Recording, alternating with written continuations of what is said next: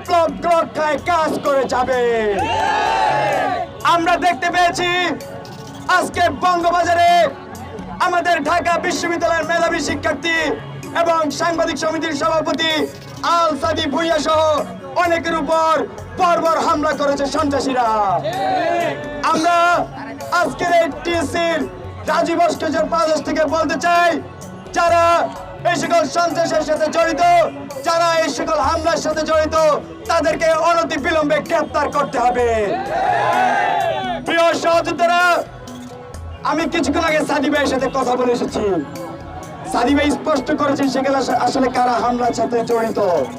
তিনি বলেছেন সেই ফ্যাসিবাদের দোসর আওয়ামী লীগের দালাল চামিলি, যিনি কিনা ঢাকা সিটি কর্পোরেশনের বহিষ্কৃত কাউন্সিলর, সেই চামিলি এবং তার সাথে যোগ দিয়েছে এই শাহবাগ থানার এক বিএনপি নেতা, তার নাম স্বপন।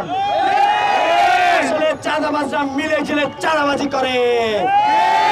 এই স্বপন এবং চামিলিকে অনতি বিলম্বে গ্রেফতার করতে হবে।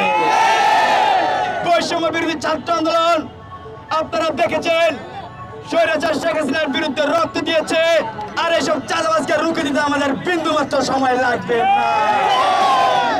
আজকের এই মঞ্চ থেকে দুটি দাবি স্পষ্ট করতে চাই। এক নম্বরে, যারা আজকের এই ন্যাক্কারজনক হামলার সাথে জড়িত ছিল তাদেরকে অনতি বিলম্বে গ্রেফতার করতে হবে।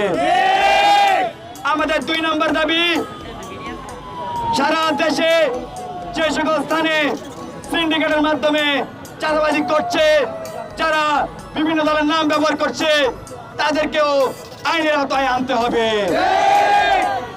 প্রিয় সহযোদ্ধারা, বৈষম্য বিরোধী ছাত্র আন্দোলন আগামী দিনও সন্ত্রাস, চাঁদাবাজ, দুর্নীতির বিরুদ্ধে একসাথে কাজ করে যাবে।